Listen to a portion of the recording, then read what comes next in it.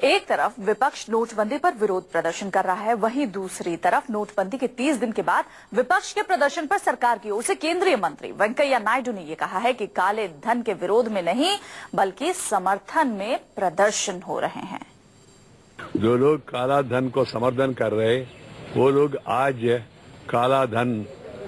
विरोध दिवस या काला धन दिवस बना रहे। मैं उनसे पूछना चाहता हूं, क्या सरकार ने नवंबर 8 को जो महत्वपूर्ण व क्रांतिकारी निर्णय लिया काला धन के खिलाफ और भ्रष्टाचार के खिलाफ, क्या आप इस रीमोनेटाइजेशन के खिलाफ है क्या? ये स्पष्ट करो, नहीं तो फिर प्रोटेस्ट क्या है, मतलब क्या है? इसका समाधान कांग्रेस पार्टी को देना पड़ेगा और कांग्रेस के साथ जो लोग साथ दे रहे उन लोगों को भी इसको समाधान देना पड़ेगा। हमारे संवाददाता मनीष कुमार इसी पर ज्यादा बातचीत के लिए इस वक्त विजय चौक से हमारे साथ जुड़ गए। मनीष, जिस तरीके से पूरा विपक्ष लामबंद होकर काली पट्टी बांधकर हाथ पर इस तरीके से विरोध कर रहा है और संसद में जो कुछ हो रहा है वो सब भी हम सब कुछ देख रहे हैं, एक महीना पूरे होने के बाद भी स्थिति जस की तस, विरोधी विपक्षी सब उसी लाइन पर चल रहे हैं। बिल्कुल, और विपक्ष को इसलिए ये मौका मिल गया है, वरना कि आप देखिए जिस तरीके से एटीएम या की कतार जो है वो कम नहीं हुई है। खासतौर से दिसंबर के पहले हफ्ते में जब ये तनख्वाह मिलने का जो समय होता है पहले हफ्ते में, तो हमने देखा कि कई एटीएम्स पे कतारें जो है लंबी नजर आई, लोगों को दिन दिन भर खड़ा रहना पड़ा, जिसके कारण विपक्ष को एक मुद्दा मिल गया है। आप देखिए संसद का हालांकि शीतकालीन सत्र 16 नवम्बर को शुरू हुआ, लेकिन राज्यसभा में 1-2 दिन चर्चा हुआ, लेकिन वो चर्चा कभी भी अपने मुकाम तक पहुंचा नहीं और लोकसभा में चर्चा हुआ नहीं, पूरा हंगामे की भेंट चढ़ गया। आज जब विपक्ष 30 दिन हो गए, पूरे एक महीना पूरा हो रहा है, इसी अनाउंसमेंट को 8 नवंबर को जब प्रधानमंत्री ने नोटबंदी का ऐलान किया तो उसको लेकर आज काला दिवस मनाया गया संसद के परिसर में। हालांकि राहुल गांधी ने इस बात के संकेत जरूर दिए कि वो प्रधानमंत्री को भागने नहीं देंगे, उनसे सवाल जवाब करेंगे, उनसे पूरा हिसाब लेंगे। इसका मतलब कहीं ना कहीं ये संकेत है कि आज विपक्ष हो सकता है कि चर्चा के लिए तैयार हो। राज्यसभा में आपको पता है कि आज प्रधानमंत्री मौजूद होंगे, 12 बजे जब क्वेश्चन आवर जब शुरू होगा, उनके मंत्रालय वो विभाग देखते हैं उसका क्वेश्चन होता है, तो प्रधानमंत्री मौजूद होंगे तो निश्चित तौर पर उनसे जवाब मांगेगा विपक्ष और उम्मीद की जा रही है कि शायद चर्चा शुरू हो। लोकसभा में उम्मीद की जा रही है कि चर्चा शुरू हो सकती है, लेकिन निश्चित तौर पर एक जो स्टैंड आज राहुल गांधी ने लिया, वंदना, वो मैं बताना चाहूंगा।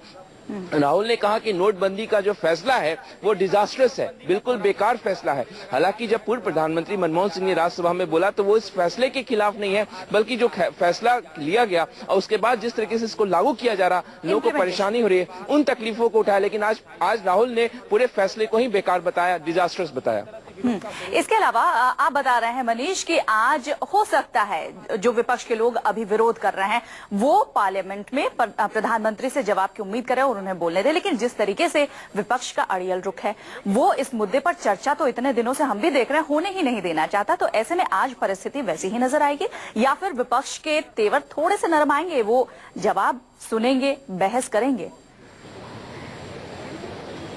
क्योंकि कल से जो हमारे सूत्र बता रहे हैं कि लोकसभा में कहीं ना कहीं पहले एडजर्नमेंट मोशन पे अड़ा हुआ था विपक्ष, वहां से थोड़ा टोन डाउन हुआ और कल जब बीजेपी के वरिष्ठ नेता आडवाणी जब नाराज हुए कि न स्पीकर चलने देना चाह रही है लोकसभा का जो सदन है, न संसदीय कार्य मंत्री और न विपक्ष, उसके बाद कहीं ना कहीं एक टोन डाउन हुआ है। तो आज राहुल गांधी जिस तरीके से संकेत दे रहे हैं कि वो प्रधानमंत्री से उनको भागने नहीं देंगे, इसका मतलब कहीं ना कहीं कि विपक्ष उनकी बात को आपको यहाँ पर रोकेंगे। इस वक्त मायावती क्या कुछ बोल रही है, सीधे दर्शकों वही सुनवाते हैं। और जो भी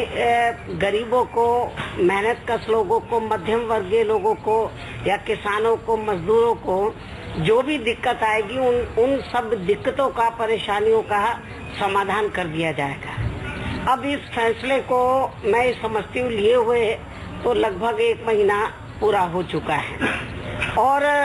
जो विपक्ष लोकसभा के अंदर, राज्यसभा के अंदर तो सरकार से ये डिमांड कर रहा है, मांग कर रहा है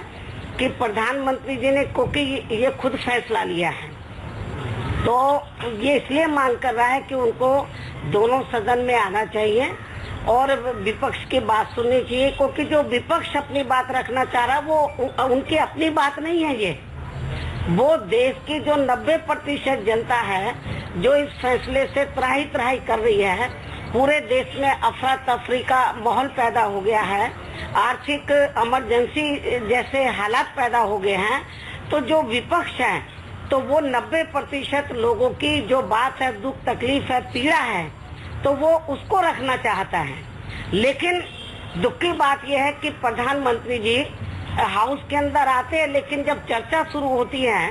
तो थोड़ी राज्यसभा में थोड़ी देर बैठकर फिर वो वहां से चले जाते हैं। लेकिन सवाल ये है, ये जो विपक्ष, ये सत्ता पक्ष ये कह रहा है कि विपक्ष सत्ता से भाग रहा है। मैं समझती हूँ कि विपक्ष सत्ता से नहीं, विपक्ष जो है वो चर्चा से नहीं भाग रहा। सत्ता पक्ष क्या बोलते हैं कि जो विपक्ष है, जो विरोधी पार्टियां हैं, वो चर्चा से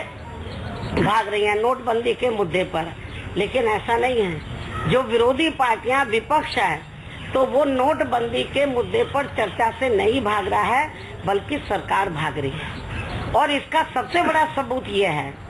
तो जिसकी तरफ मैं आपका ध्यान आकर्षित कराना चाहती हूँ कि लोकसभा के अंदर आप लोगों को ये मालूम है, जो विपक्ष